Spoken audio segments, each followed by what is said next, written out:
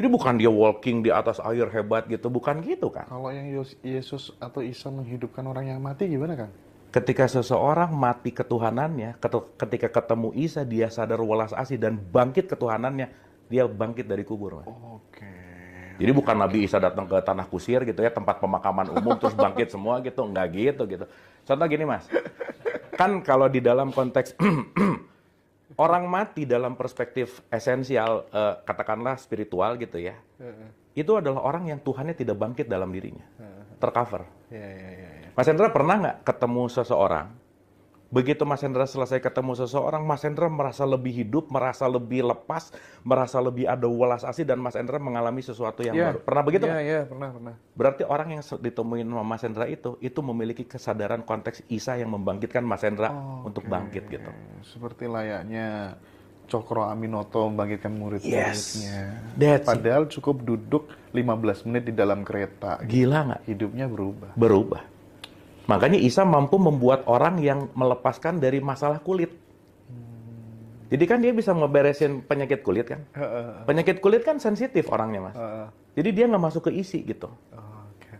Jadi bukan kulit-kulit. Ini sekarang kalau ngomongin kulit mulu berantem gitu. Iya, iya. Jadi bukan, kan Nabi Isa nggak jualan salep ya? Iya. Salep untuk kulit, kita kan bukan itu loh, Mas. Tetapi dia bisa menyembuhkan penyakit kulit. Kulit di sini konteksnya bukan masalah penyakit kulit ini gitu. Sensitif. Seseorang yang hanya berbicara dalam wilayah kulit tapi nggak mau masuk ke isinya gitu. Ya kayak sholat tadi, Iya, iya. kulitnya adalah gerakan, Iya, iya. tapi isinya adalah perilaku. Nah, Isa mampu membawa seseorang dari gerakan menuju kepada perilaku gitu loh, Mas. Kenapa ya kajian-kajian seperti ini tidak familiar ya?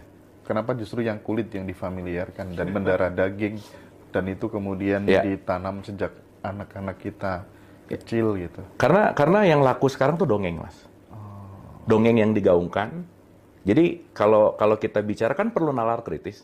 Saya tuh pengalaman di pengajian, kalau orang udah diajak mikir nggak mau ngaji, Mas. Pengennya denger dongeng aja gitu. Oh gitu ya, Kang? Ya balik lagi ke situ gitu. Makanya yang namanya ceramah itu kan satu arah, dongeng gitu. Tidak mengajak untuk berdialog. Padahal taklim itu kan bertukar pengalaman harusnya, Mas. Balik lagi pertanyaan Mas Hendra itu kenapa? Balik lagi ke sejarah pendidikan. Sejarah pendidik. Ujungnya ke situ gitu. Oke. Ujungnya karena nyaman didongengin gitu. Iya. Sekarang kalau yang didongengin surga apa, oh banyak yang mau dengar gitu. Dijual dengan konteks yang namanya mimpi gitu, Mas. Iya.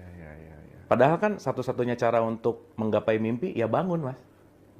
Makanya ngaji rosohada untuk membangunkan sebenarnya. Gitu, Mas. Ustadz di rumahku pakai sorban tidak seluas ini pengetahuan.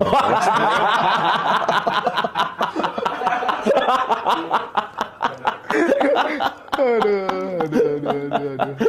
Oke, Kang Abu, saya kan banyak berjumpa beberapa guru-guru spiritual dan kemudian gus-gus gitu ya. Itu kan sering, Kang, muncul statement dari beliau.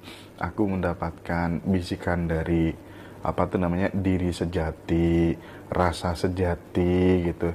Yang kemudian itu tuh menurutku bisikannya agak pragmatis banget sih. Misalnya kayak kamu harus ini ikut aku pergi ke luar negeri ini gitu. Dan yang ditunjuk ini orang yang siap backup pendanaan dia gitu.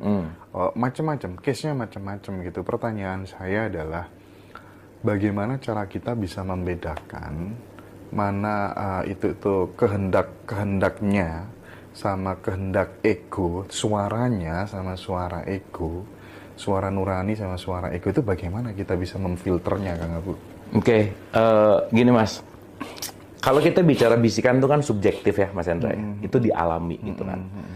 Karena ya balik lagi bahwa ketika pembicaraan itu didapatkan hasil diskusi saya dengan batin misalkan, yang paling terpenting sekarang adalah pembicaraan ini outputnya menjadi sebuah kebermanfaatan atau enggak gitu loh, Mas.